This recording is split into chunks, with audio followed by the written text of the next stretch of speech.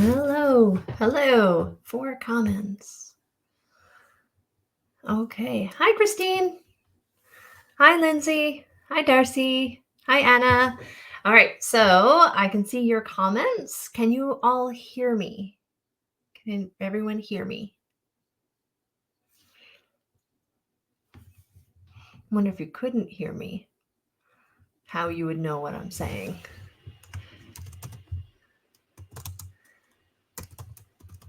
Okay. Thanks, Christine. Awesome. Okay, everybody. That's wonderful. Okay. So I am doing this today without, hi, Michelle, without an assistant. I usually have an assistant, and I thought I can do this. So I'm going to watch both the chat as I present and keep an eye on it. So if I miss your question, bump it up, type it again, or say, hey, you missed my question, and I'll make sure to get to it. You're welcome to ask questions as we go. You do not have to wait. My glasses are crooked. You do not have to wait until the end to ask questions. If you have questions at any time, go ahead and ask them in the chat. Kathy, I think everyone else can hear me. Anyone else not hear me? Kathy, if that's a problem, you can restart your browser. Hit the little refresh button in the upper corner, and that should fix it. Or you can log out and log back in again. Try that. Okay. Hi, Deborah, all the way from Regina. That's exciting. So what is it about? What are you, 2 hours ahead of us there? So you're about 7:30 p.m.? Okay, well, let's get started. I hope, Kathy, if you can't figure it out, if it doesn't work for you, do just wait. You'll get the replay in your email and you can watch it there. Unfortunately, that doesn't help with live questions, but you can shoot me an email or message and we can chat there too if this doesn't work out for you tonight. But I hope it gets figured out. Oh, 6:30. Regina's only an hour ahead of us. Interesting. I always think Regina is a lot further away than it is. It feels far away. Here is our slides. Here are our slides. I'm going to jump right into it. So leash reactivity. This webinar is on leash reactivity. We're going to talk about problems we have with our dogs when they're on leash. This is separate from problems we have when they're at home and don't like strangers or people or dogs coming in or other handling issues that we might have. However, a lot of the foundation stuff helps with all kinds of behavior problems. So if you have other problems with your dog, or if you have a different dog with a different problem, kind of keep some of this in mind as well, because even though this webinar is specifically for leash reactivity, a lot of it is applicable across all levels of dog training for many different behavior problems. A little bit about me. This is myself with my current 4 dogs. I'm a certified dog behavior consultant and a professional canine behavior consultant, both with the IAABC and PPG. So those are 2 organizations that independently certify people as behavior consultants, and I'm certified with both. Been doing behavior work now since about 97, when I got a dog who we kept the list of people she didn't bite, because that was the shorter list rather than the list of people she did bite. She was a little rescue dog from a puppy mill, and she was my first dog of my very own. So we had a lot of learning together. But she eventually got to the point where I took her into seniors' homes to visit. When my grandpa went into a home, I would take her in there and visit him and visit all the people. And we just had to be aware of her communication when she didn't want someone to be near her and ask her to do a different behavior. So that's when I started, and then I just kept going from there until I started my own full-time business about 8 years ago, doing specializing in aggression and reactivity. So what is leash reactivity? Any on-leash reaction that impairs your dog's ability to function in public. So sometimes we think of leash reactivity as barking and lunging and big aggressive displays. but it can look like lots of different things. It can also look like a dog who freezes or runs away or has a fool around response. A lot of people don't realize that when dogs are uncomfortable, one of their responses might be to offer inappropriate play.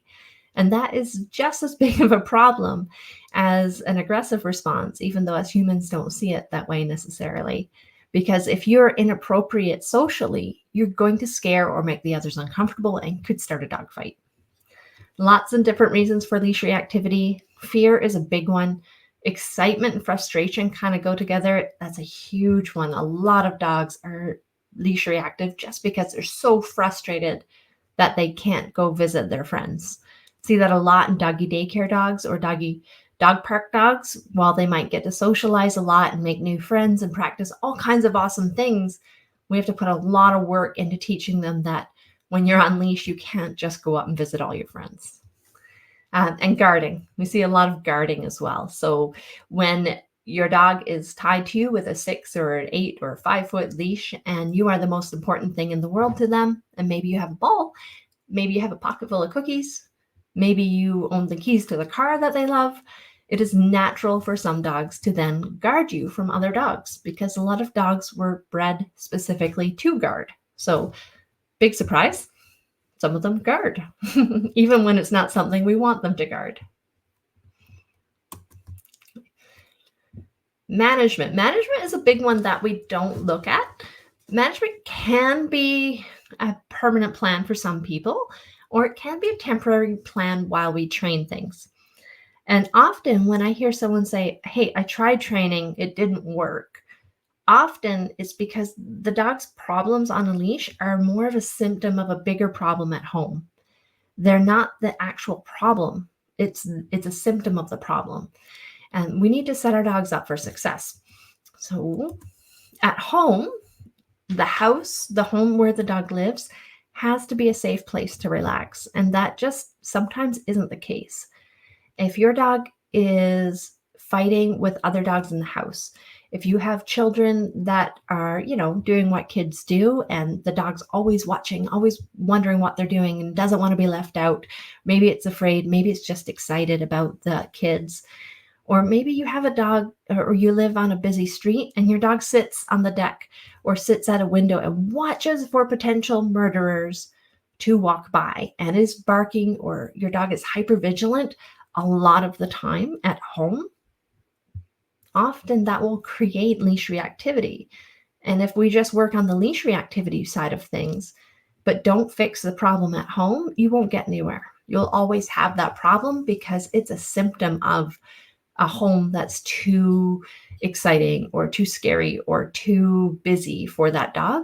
And we need to help them. That's when we teach them how to rest properly, how maybe we put some stuff over the window so they can't see out. Maybe we do some crate training or some keeping them away from certain areas. We can do lots of things to help the dogs relax at home. And if there's nothing we can do, if we live in an apartment and we have 6 kids and, right? Sometimes it just isn't feasible to put management in so the dog can relax. That's when we want to consider medication to help them relax so we can build some new patterns. And that might be temporary while the dog learns, or if the living environment is really hard, it might be more of a longer term part of the solution for that dog. But at home must be a place where your dog can relax, not constantly worried about missing out or worried about murderers or other dogs that are going to come by and cause trouble in their mind. On walks, management is important as well. While we're training, while we have a plan in place or making a plan to fix the problem, we might not be able to go out in the same spots that we want to go out in. So we need to choose some quiet times, quiet routes, and we need to have damage control plans. So when something comes up that is above our dog's training grade or pay grade, that's above their training level, we need a damage control plan. That might be something like just distracting your dog. Sometimes we can put a ball in front of their face or cookies in front of their face and just distract our dog in those scenarios. That's damage control. That is not training. If we're distracting our dog, we are managing, not training. And then the other thing that I like to teach is splitting. So if you don't know what splitting is, I'm just going to post some links here. Let me go grab them.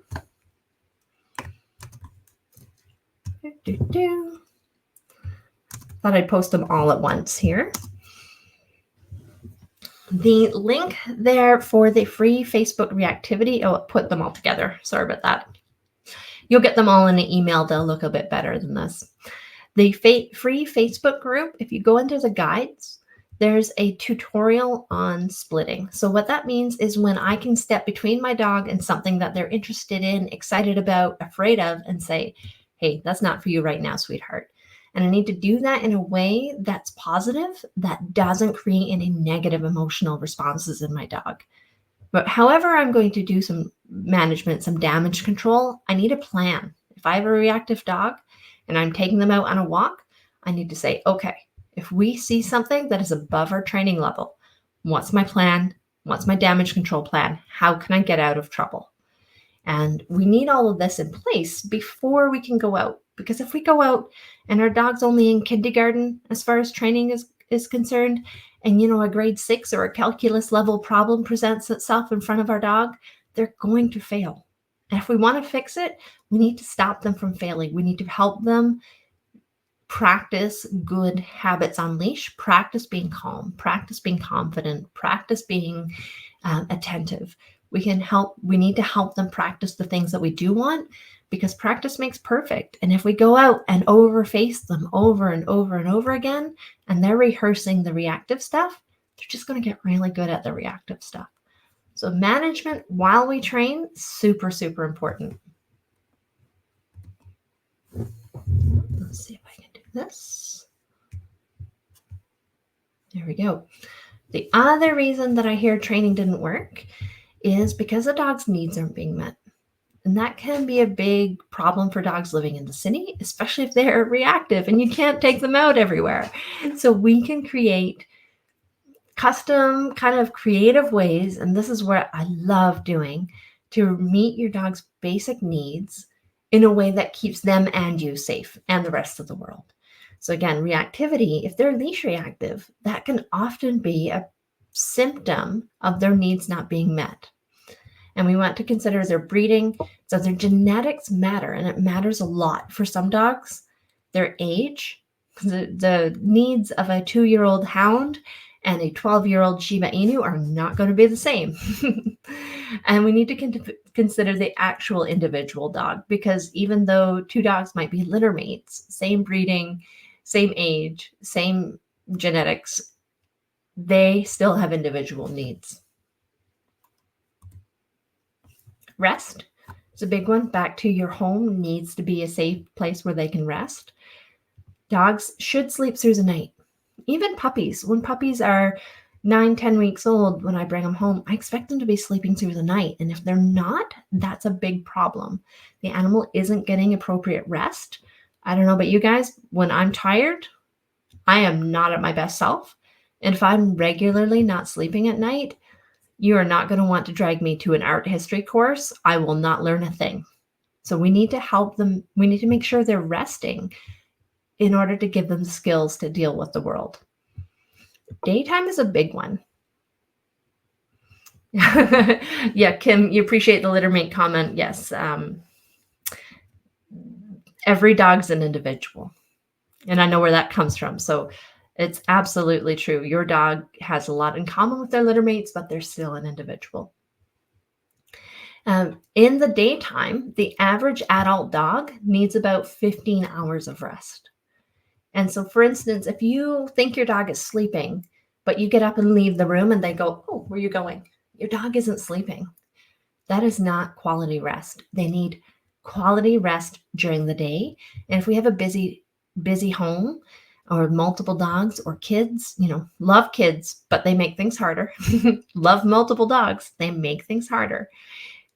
We need to help our dog figure out how to rest properly, even when stuff is going on.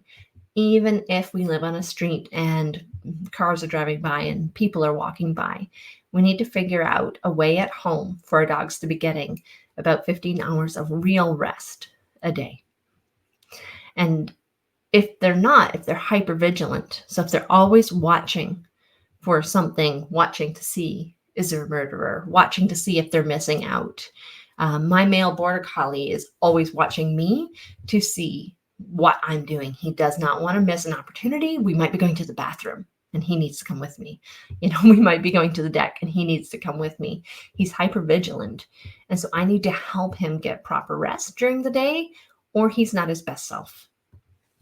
And again, just like the at-home stuff, this basic need is one of the ones where sometimes if the animal is so on edge all the time, we can talk to our vet about some anxiety medication or some arousal medication, help them come down so they can rehearse resting properly for a good 3 to 6 months.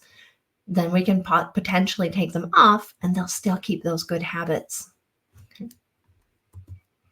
Decompression, you may have heard about sniffy walks.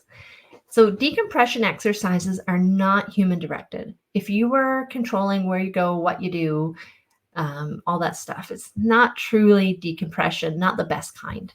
Sniffy walks where we let our dog just sniff as much as they want. We take them somewhere with good things to smell. I love the outside of a dog park when there's nobody in it. Or just go out in a field, put your dog on a long line if that's safe where you are, and sit and play on your phone or read a book and let your dog just do their own thing.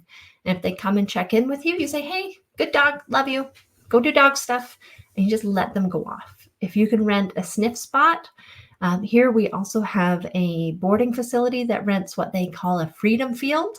They rent out a field for reactive dogs. If you can find a place where you can just go and let your dog off leash and not do anything, they can just go do all the things that a dog should do. It's very, very valuable to your dog. Exercise. A lot of dogs that are reactive, it's hard to exercise them. So we need to figure some creative solutions out for them. Some breeds, some dogs need that adrenaline rush, that physical challenge. They need it no differently than they need, food and water. Some dogs don't need so much exercise. They don't want a physical challenge. They're happy being cuddled and petted and just sniffing around. But some breeds, like working line shepherds, often, again, consider the individual, border collies often, they need that rush. They need that challenge. So we can give them breed-specific outlets. So I always kind of grimace when I see these anti-fetch promotions, go a month without playing fetch, go a month, can you do this, can you do that? Because some dogs really do need fetch or similar activities, tug, that kind of thing. And there are ways to do it that protect their body and teach them how to manage their emotions. So there's great ways to play fetch and there's bad ways to play fetch, or there's helpful ways to play fetch and unhelpful ways to play fetch.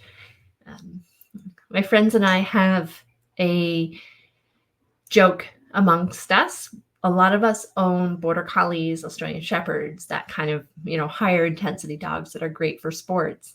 And we say, how many brain games does it take to tire your border collie? Trick question, go walk your dog. Okay? Border collies need to run. They need movement. They need physical outlets in general, especially if they're bred for sports. Eating habits. This is a big one. A lot of the dogs that come to me have a weird, unhealthy relationship with food, and they're not eating their meals properly. A lot of dogs just inhale their food. That's fine. We can help them slow down. That's great, but it's a good problem to have. There is a gut-brain connection. So there's a huge, they call the gut the second brain. So your stomach is where something like 90% of the serotonin in your body is made. Don't quote me on that. Look up a vet will know the actual numbers. But when the animals aren't eating well, aren't eating in a species appropriate way, then the whole gut biome changes, right? The whole system changes and might not then be set up properly for learning, for dealing with stress, for working through these problems that are hard for them. So a dog should be eating meals or shouldn't be free feeding. If you're free feeding your dog, let's get them eating meals, even if it's 3 or 4 meals a day while you're training, out of a slow feeder, I don't care, out of a snuffle mat. But let's get them eating meals, and that will have a huge impact on your dog's learning or their ability to learn. A lot of the times what we see, if we see an appetite so the dog won't eat at all, some dogs will, like my young one, I've seen this quite a bit in herding dogs. They won't eat all day and then they'll wake up at 3 a.m. and go eat. That's not okay. That's not healthy. There's something wrong if that's happening. If the dog won't eat for a day, there's something going on for that dog, whether it's anxiety or it's a physical problem. That's not a healthy eating habit. That's not appropriate eating. If they're regurgitating or vomiting a lot, there's something going on. We need to talk to your vet. And this is when the vets can help a lot. They can help you out to figure out if something to calm your dog's stomach is appropriate. It's very common if you're anxious to have an upset tummy. So the upset tummy then makes you more anxious, which makes you have more of an upset tummy. And it goes around and around and around. So if our dog isn't eating and we can't get them eating well with some training, then we want to talk to the vets if we can get something to help their tummy so we can get a jump start on that. All right, that's all that stuff. This is a foundation exercise, the relaxation protocol. When you look at these dogs, 4, 5, 6 pups here, they're all lying down with their hips blocked over and smiles on their faces. The thing we want to do when we teach our dogs to relax, lie down, flop your hip over, and be happy. We want to do this in a positive emotional state.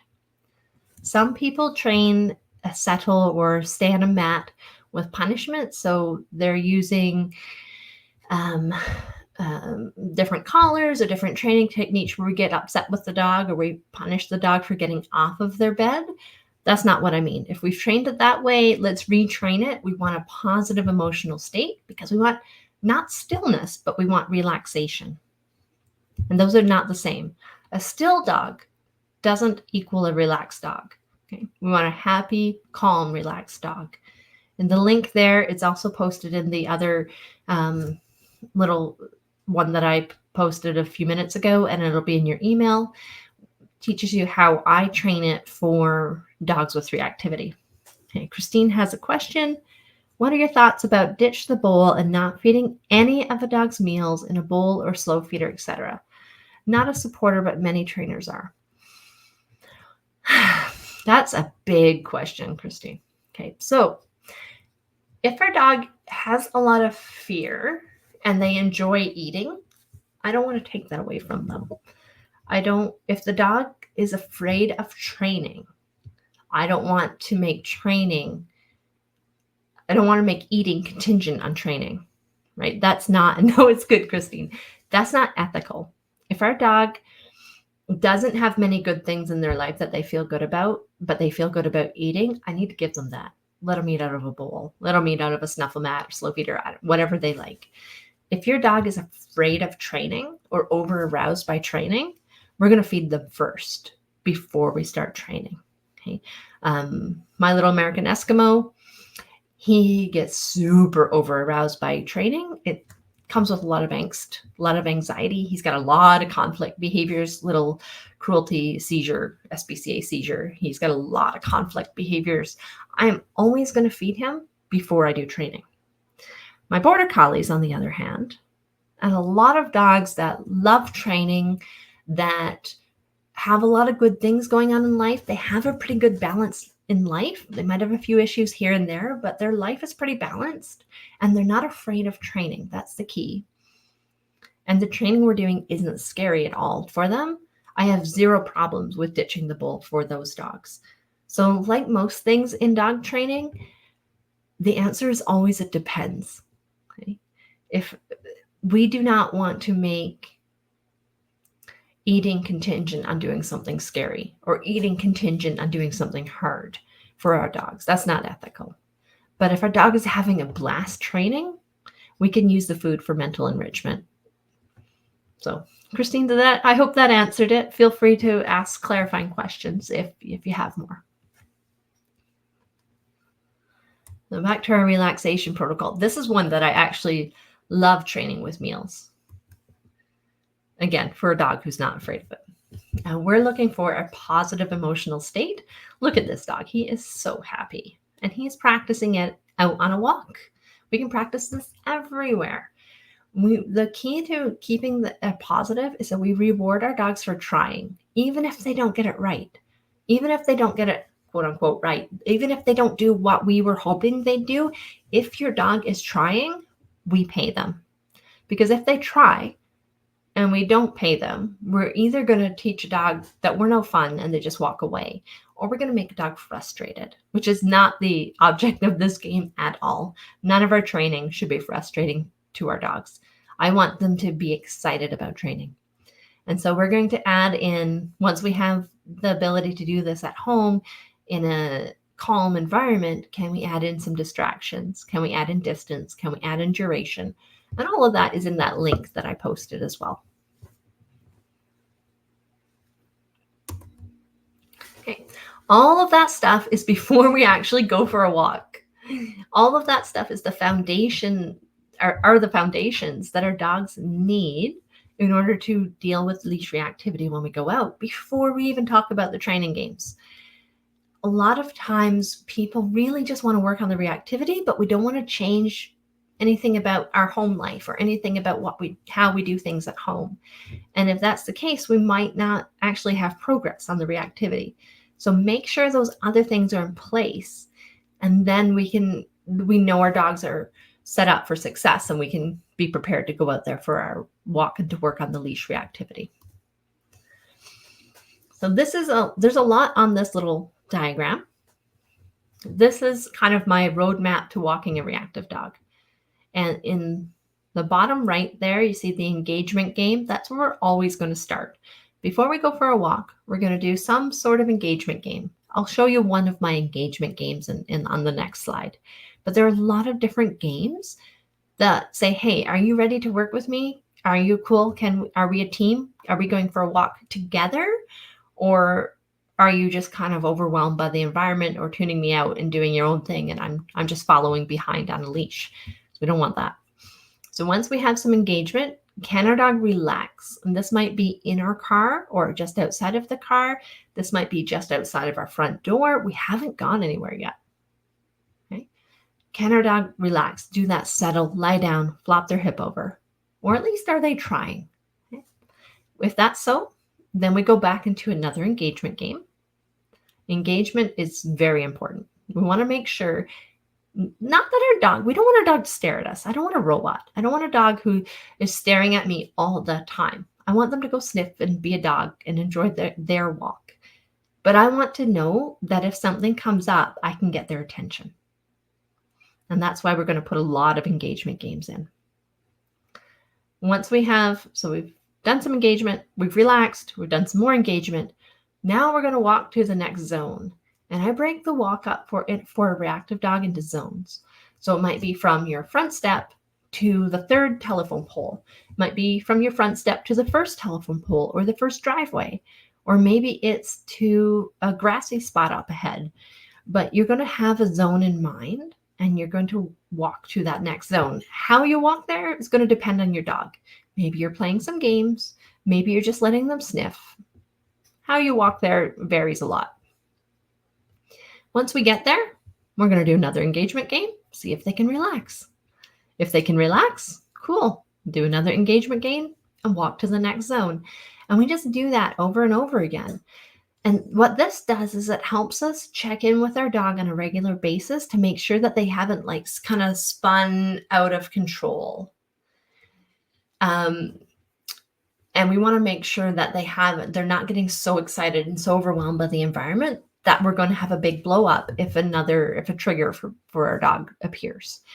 And this little map on the side of it, you're going to have some training games in mind, and that might be walking games. It might be games for if we see a dog if that's what excites your dog, but we have some games in mind that we're going to play if our dog needs some help, whether it's leash manners or whether it's when we see that big man in a scary hat with a beard. We're going to have those training games in mind. And the training games vary by dog. Then we also have our damage control plan. So there's a lot to it to be able to go out in the world with a leash reactive dog. The more pieces of this you have kind of put into muscle memory, and I know it's going to take a bit to get there, but the more pieces we have that we can do blindfolded without thinking about it, then when the world throws a surprise at you, you're going to be set up. You and your dog are going to know how to handle it.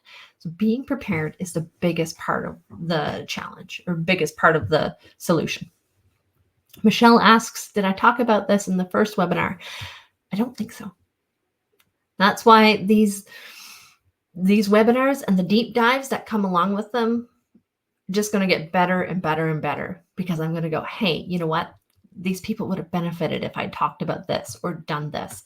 Our deep dive opens today. Woohoo! And I'm super excited to have some returning people and some new people joining us. It's going to be a lot of fun. We work on all of these pieces, whichever pieces are most salient for that team at that moment. And we have daily check-ins. It's super fun. All right, so this is back here. So those engagement games, this is one of them. It's called the Ready to Work Protocol. We're asking our dog if they're ready to play with us. Shade Weitzel is the one I learned this from. If you look up Ready to Work, Shade Weitzel, she has tons of stuff on it. She's brilliant. Love it. The first step, Michelle says, yeah, your memory is not bad, Michelle. Everything changes as we go on. Everything changes, and hopefully for the better. I'm very excited about the next deep dive because I've got some fun things in mind. Okay, so Ready to Work is the first step is let your dog acclimate. So we're not going to nag our dogs. We're not going to ask for attention. We're just going to stand there. I like to sit on the back of my car or on a rock or something if something's handy. We're just going to hang out and let our dog sniff and take in the world. Not letting them go far. Plant your feet, plant your bum. Stay still. Let your dog, okay, I sniff. Fido's over there. And I can sniff, kids on a skateboard had gone through an hour ago. The dogs can take in so much just from hanging out. And sometimes when we show up somewhere new or we come out of our front door, our dog is just hit in the face with so many different smells, sounds, and sights that they can't work with us until we give them a second to take it in. And the more you do that, the more you let them acclimate, the less they need to acclimate. It's really cool. The more you do it, the less they need and the sooner they come around. So once they've acclimated, we're going to reinforce the dog for connecting with us when they're ready. And I'm going to show you a video on this as well. And what it really does is it gives us information about where the dog's feeling or how the dog's feeling. So if our dog is feeling really overwhelmed by the environment and we don't know how to check in with them and we just go for a walk, the dog might already be 8 out of 10. And then a kid on a skateboard comes along and boom, we've got a reaction. Whereas if we had taken a minute to check in with them to see how they're feeling, help them calm down, help them be ready, then they have some reserves left to deal with that dog barking at them or, the squirrel who dared be in the tree, that kind of thing. So this is Ready to Work with Lulu, and I am going to try to figure out how to put that video up there. Oh, I don't think that's it. Sorry, this is my first time using this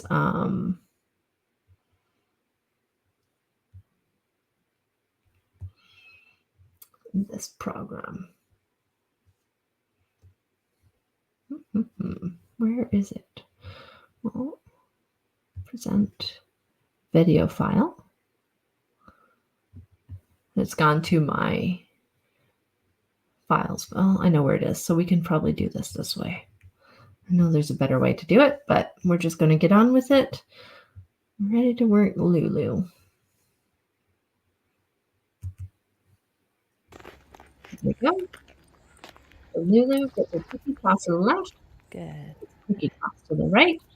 If she looks at her person, she gets a cookie toss. Left, right, left, right. No, don't lower and keep your hands up by your belly. And So this gives her the time to acclimate, okay? as soon as we get attention, we toss one. Yep. No. Got distracted, She's that's just okay. focused on something We over let her do there. her thing. That's it. That was perfect. Well done. Good. And eventually, when the dog Excellent. stops scanning, they'll start coming back to the owner every cookie. So we'll look at it again. At first, you're going to see between cookies, Lulu scans. Good. A little bit of scanning between each cookie. No, don't lower and keep your hands So up she by needs your to belly. feel safe in the world before she's So this ready gives her the time to go for a acclimate, walk. okay? Yep. No. Takes a minute. She's just focused on something over there. And we're not bugging her. That's We're it. not trying to get her attention. We're just That letting was her know perfect. we're Well done. there to Good. to play with her when she's ready. Excellent. She is doing so well. She has progressed to actually being able to say hi to dogs at the dog park through the fence. I'm super happy with her. She's doing great. And she has the best owner too. I don't think she's here. Okay, here we go. Ready to work. So I will eventually post a better tutorial on it. I have a full tutorial written up that I need to post. Or you can look up Shade Weitzel's stuff too and see a full workup there. Hannah Brannigan is another one that does Ready to Work really well. So if you Google it, you'll find lots of stuff. Or if you hang tight, I will probably send out an email and a blog post on it. Okay, so we still haven't seen any dogs or skateboards or kids or anything. So what are we going to do, right? All this stuff is still just getting ready to deal with the triggers in the world. But we are creating dogs who are responsive and can regulate their emotions. So all of that stuff is setting our dogs up to be able to go, hey, that's exciting, and calm down. Hey, that's exciting, and calm down. And we want them to go into those scary or exciting or frustrating situations prepared to deal with it for them and us. Everyone should be prepared. And then we don't feel scared. We don't feel angry. We don't feel frustrated. We go, hey, I've got a plan.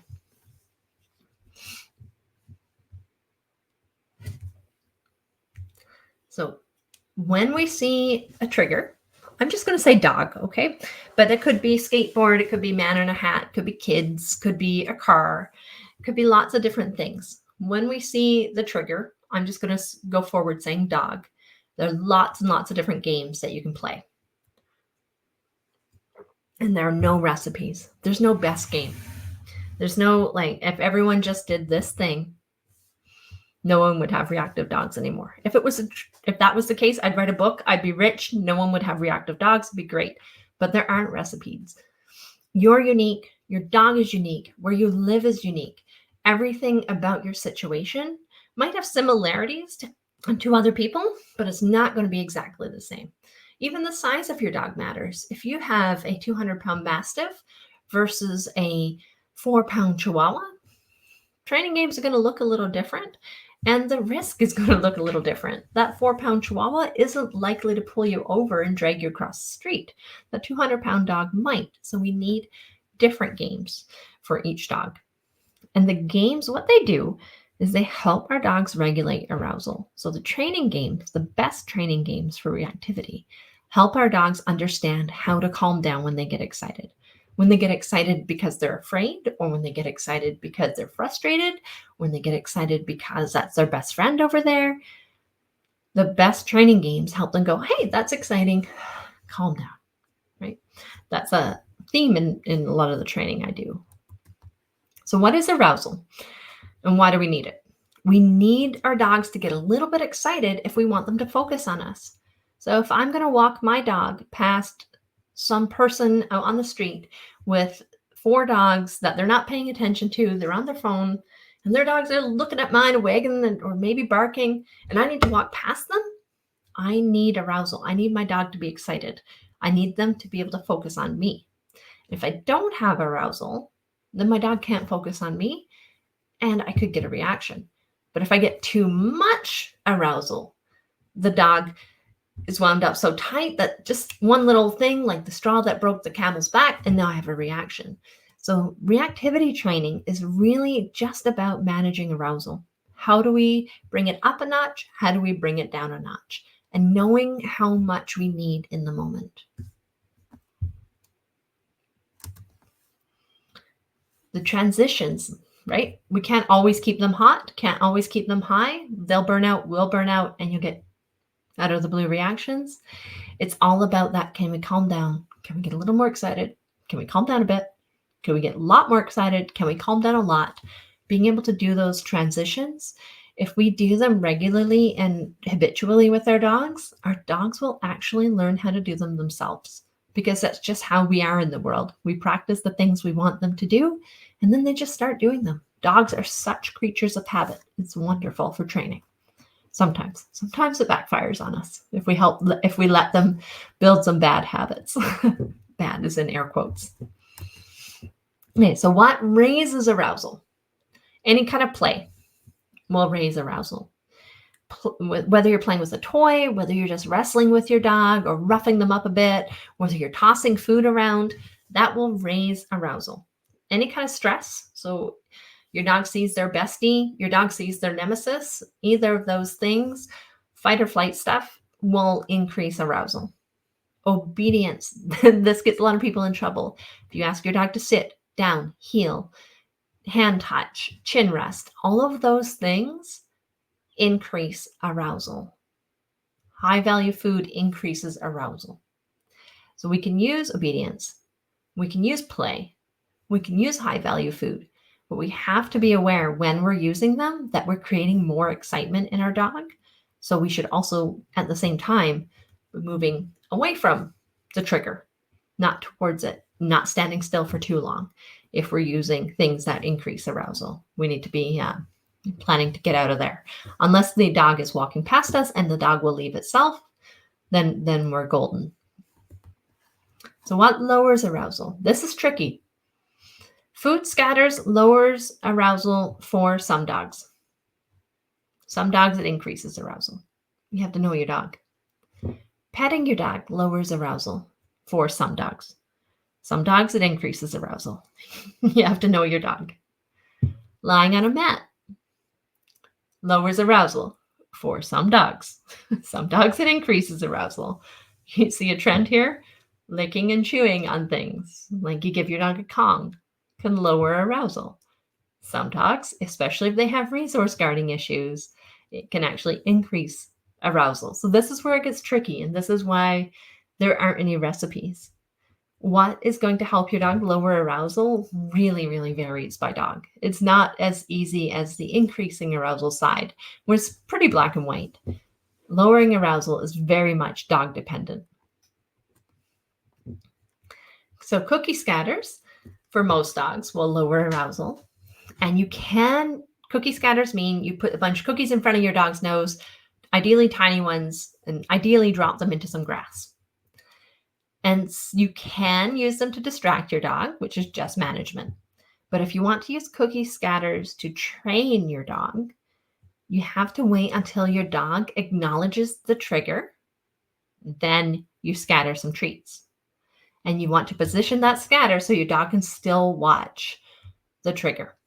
If you're in between them or you're doing a scatter so your dog has to turn your back on the thing, you're just managing, you're going to get stuck there. If you want it to help fix the reactivity, we have to position it so your dog can still watch the trigger. If you're doing this game, you need more distance than you do for some of the other games because it lowers arousal. It's a natural way to feel safe. I really like cookie scatters for fearful dogs because fearful dogs' natural body language is to sniff to ask for space. A lot of dogs don't know that this is going to work, or they've unfortunately been taught that sniffing doesn't keep them safe. So we can use this game to reteach those dogs that sniffing will keep them safe. It may not help at all with desire-based reactivity. So if your dog really just wants to go say hi to their friends, cookie scatters You might be able to use them as a distraction, but they very unlikely that they're going to help you with the overall problem. But if there's a big blow up, you can use cookie scatters to help your dogs get their mind on something else for any dog. So they're good for any dog, but they're not necessarily going to help with the reactivity for every dog. Obedience and tricks increases arousal. Here we have Dave, a nice German Shepherd. He's doing some parkour. He's walking along a beam. This is a really great breed-specific outlet. Lots of German Shepherds were bred to like jump over tall fences and take down bad guys, right? And so asking them to do a physical challenge with their body is a really fun trick for them. And when we teach tricks, when we teach obedience, it's a really good way to learn how to communicate with our dogs and for dogs to learn how to learn with us. Especially if you've got a dog that's a little bit older that hasn't done a lot of training, they might not know how to learn. Teaching tricks is very good for them. Obedience, sit, down, heel, it's all a trick. Depends on how you train it, right?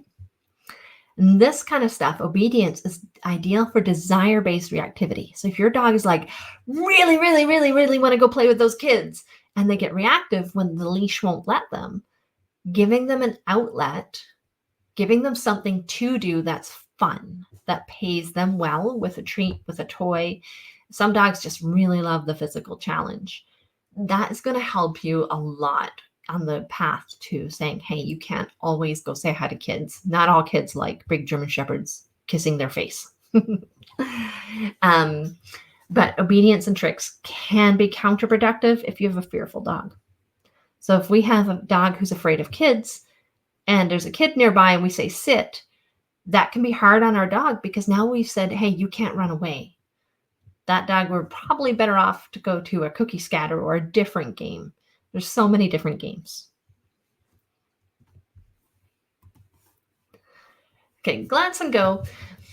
I just changed the name on this because if you've been around a while, there's a very popular game from Leslie McDivitt called Look at That Game. And that's where I started. And then I changed it based on what I needed. If you don't know what Look at That Game is, just ignore what I'm about to say for a couple of seconds here. The Look at That Game by Leslie McDivitt is awesome. And it's a way to get your dog to communicate with you that they see a dog. That's not what I do anymore. That's a fine game. It's an absolute fine game, but it's not one of my core games anymore. What I do with my glance and go is the dog is fed for glancing at the trigger, not for looking back at you. We don't want to wait for our dog to look back at us. We're only going to feed our dog if they need help, not staring. Okay. So if you've been on my mailing list, bus stop manners, take a look at that. It's also in my reactivity group. Just posted it today or yesterday. Staring is rude. Staring gets dogs in trouble. Staring often escalates into a reaction. Staring isn't okay. Glancing politely at another dog, at a kid, whatever, is fine. So if our dog glances, cool. If our dog stares, we need to use food, ideally, or toys to help them not stare. So you can say, you can look and stop looking, please. You can look and stop looking, please. And we're going to teach them how to glance at other dogs, how to glance at kids, men in hats. You can hand feed your dog. You can drop a treat on the ground. One of my favorite things to do is just toss the treat at your dog, as long as your dog isn't going to be scared by any of that. But if your dog's not afraid of food flying from the ground, from the sky, when they start to get a little bit too tense looking at it, just ping a cookie off their shoulder. Now our dog's sniffing, looking for the treat, not staring at the other dog. Some important rules. We can only play this for short duration because it increases arousal. We can't just stand there playing this game for 5 minutes next to a kid playing on a skateboard. It's used to interrupt staring, and it's not used if we're actually planning on going to say hi. This is used to say, hey, you can be around this thing, and we don't get to go over there. We don't get to scream at them. We're going to just hang out and not stare at them, not scream at them. When we're going to actually meet other dogs or go say hi to that kid, we're going to play different games. Yes, Kim, I know the treat toss, especially for your big girl, you get that a big American bully. The treat toss, that tactile cue is so powerful for our dogs. And it desensitizes our dogs. If they're used to something touching them and it's food, if a kid or a stranger comes by and just pats them on their way past, our dog will be expecting food, not a murderer. Really handy game. Now, which game is best? Check out my Facebook group. I've got, I don't know, a half a dozen games for each category there at least. I think I've got about 55 lessons for free. This is the hardest part of reactivity training. Which game to play when? So getting a few games under your belt that you feel comfortable playing, and then learning which game to play when if you can do that, you're golden. You've got it. But as you learn and as your dog learns, the dog's needs change, your needs change, and which game is best and how to play that game exactly also changes. So it's constantly evolving. There's no recipe, right? You're learning, your dog is learning, I hope, right? So it's always changing. And this is the key part. This is the piece that you really need to do some mind bending around to figure out. So setting goals. I really like saying, you don't have to go out and do all the things next week.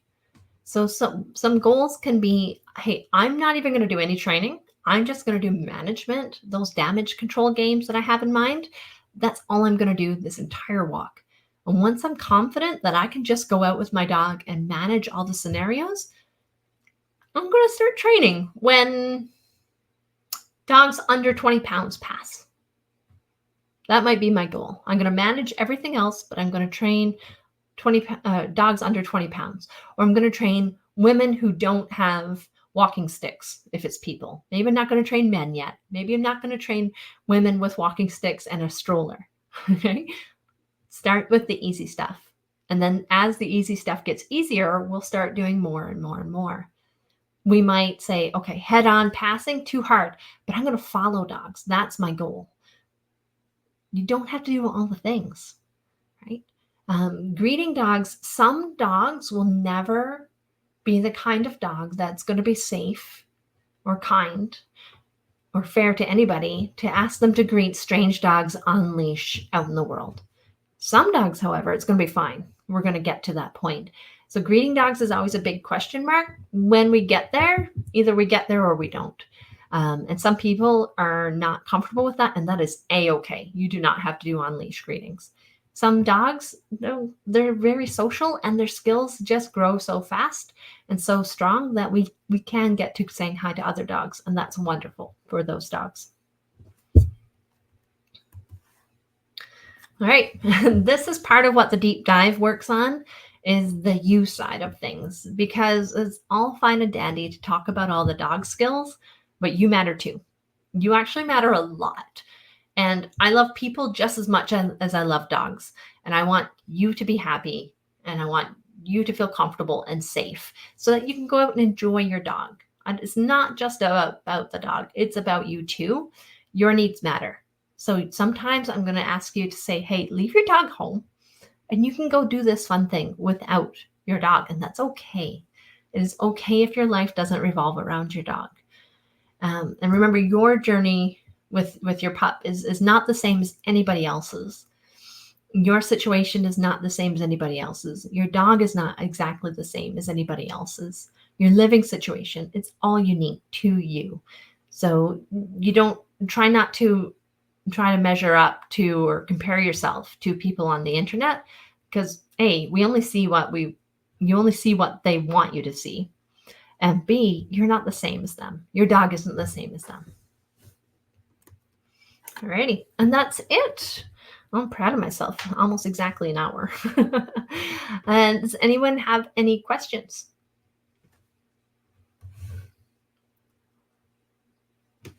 This is a picture, one of my favorite pictures, by the way, of myself with Maxie. She's now 13. She came to me as an almost 2-year-old. We had to fight to get her. She was going to be put down because she's dangerous. And she made it to be a therapy dog, and she's a wonderful, wonderful little dog. She was just very misunderstood, anxious, and frustrated. Alrighty. If there are no questions, we will wrap it up here. Feel free to shoot me an email, and as soon as I get this, get notification from StreamYard here that this is uploaded, I will send you all the link to the replay as well as to all the links that I posted in the chat. Thanks, Christine. Nice to see you.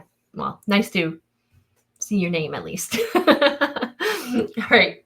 Take care, everybody.